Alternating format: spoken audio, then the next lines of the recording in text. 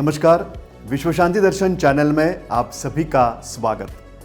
Channel की संकल्पना है MIT शिक्षा संस्था समूह के संस्थापक, विश्व शांति के पुरस्कर्ता, विश्वधर्मी प्राध्यापक डॉक्टर विश्वनाथ दा कराड़ जी की, जिन्होंने रचना की संत श्री ज्ञानेश्वर विश्व शांति गुंबद की, जो गुंबद अध्यात्म शास्त्र की साइंटिफिक लैबोरेटरी कहलाता है।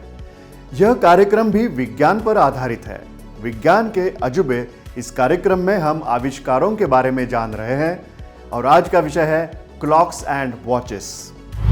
आपने बचपन में शायद सैंड क्लॉक घड़ी घर में दादा या दादी के पास देखी होगी।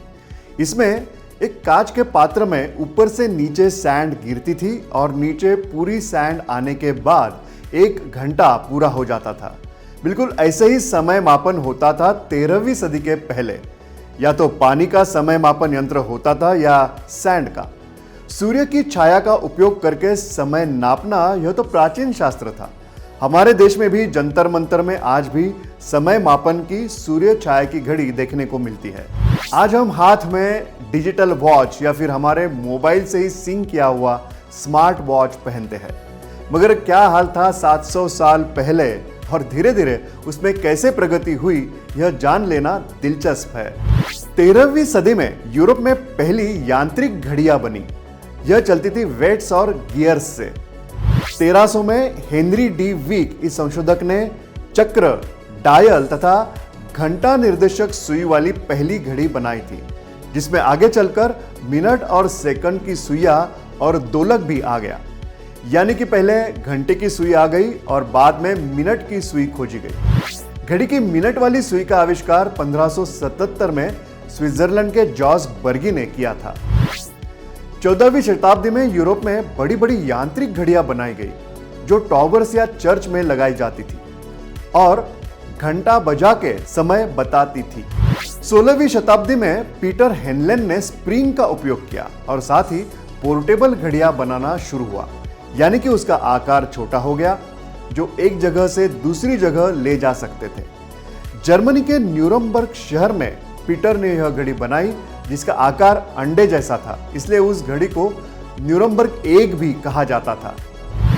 आज हम हाथ में जो घड़ी पहनते हैं, वैसी पहली घड़ी ब्लेज पास्कल ने बनाई थी। वही ब्लेज पास्कल जिन्होंने कैलकुलेटर का आविष्कार किया था।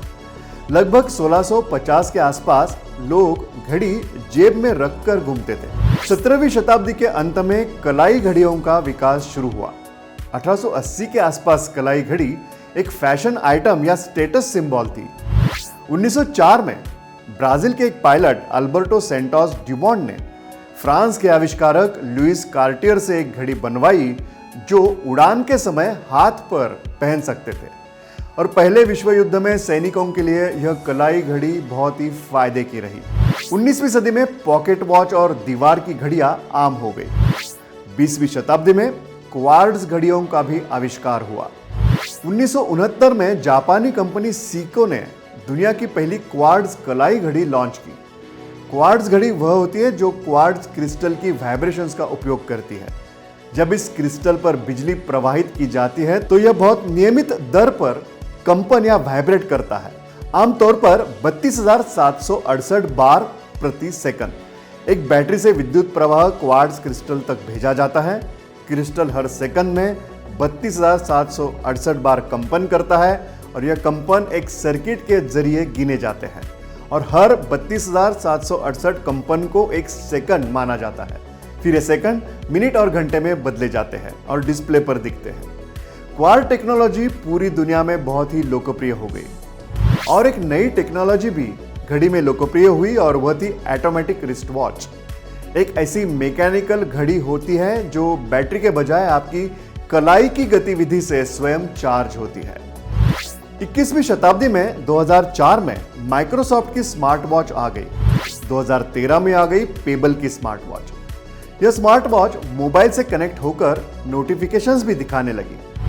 यानी कि 700 साल पहले शुरू हुआ यह घड़ी का सफर आज आधुनिक टेक्नोलॉजी तक पहुंच गया है। आज घड़ी केवल समय नहीं दिखाती, मगर आपकी सेहत के नोटिफिकेशंस के साथ मैसेजेस, ईमेल भी दिखाती है और एक छोटा ब्लूटूथ कनेक्टेड मोबाइल ही बन गई है। अगले 100 साल में घड़ी की तकनीक कहाँ जाएगी, यह समय ही बता सकता है। मिलते हैं अगले एपिसोड में विज्ञान के अजूबे इस कार्यक्रम में एक नई खोज के साथ। नमस्कार।